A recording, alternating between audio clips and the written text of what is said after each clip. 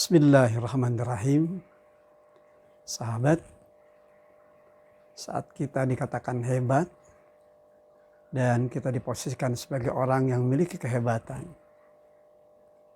sadarkah kita bahwa sejatinya kehebatan yang diberikan kepada kita sebenarnya bukan merupakan gambaran kehebatan yang sesungguhnya? Karena ada dua perkara yang di dalamnya menggambarkan kondisi sesungguhnya dari apa yang sebetulnya tidak pernah kita miliki dari kehebatan tersebut. Hal yang pertama, kita dikatakan hebat karena orang-orang sekitar kita memang tidak pernah tahu tentang kelemahan-kelemahan kita, tentang aib-aib kita. Andai mereka tahu kelemahan-kelemahan diri kita, bahkan andai mereka tahu tentang aib-aib kita, mungkin mereka akan jauh dalam kehidupan kita. Bahkan mereka tidak mau mendekat dalam kehidupan kita. Hal yang kedua, kita dikatakan hebat karena Allah Subhanahu wa Ta'ala, pemilik Ar-Rahman Ar-Rahim, yang Maha Pengasih lagi Maha Penyayang, senantiasa menjaga, bahkan senantiasa menutup aib-aib dari kelemahan-kelemahan yang ada dalam kehidupan kita. Begitu mudah bagi Allah SWT untuk membuka aib dari setiap kelemahan-kelemahan yang ada dalam diri kita. Bahkan keburukan dan kebusukan-kebusukan yang ada di dalam jiwa kita. Maka dua perkara ini yang seharusnya kita jaga, kita rawat dan kita pelihara. Bagaimana ta'ala kita bergaul dalam kehidupan manusia. Jagalah diri kita.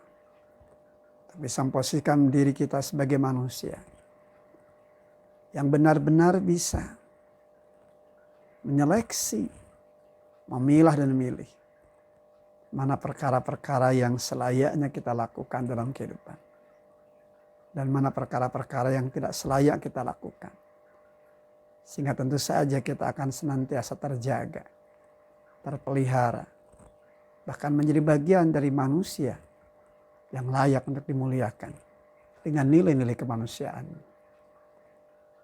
Terlebih lagi tentu saja di hadapan Allah Subhanahu wa Ta'ala, Zat yang senantiasa menjaga, melihara aib-aib yang ada dalam diri kita, keburukan-keburukan, bahkan kebusukan-kebusukan yang ada dalam diri kita. Dengan sifat rahman rahimnya Allah Subhanahu wa Ta'ala jaga itu semua. Maka tentu kembali kepada nilai ilahiyah di dalam kehidupan. Selayaknya kita bangun pondasi hidup dan kehidupan kita untuk senantiasa menjaga harkat martabat kita sebagai manusia yang oleh Allah SWT telah diberikan potensi akal dan fikir, bahkan dibangun dalam diri kita ruhiyah, kesadaran untuk bisa memilah dan milih mana perkara yang hak dan mana perkara yang batil.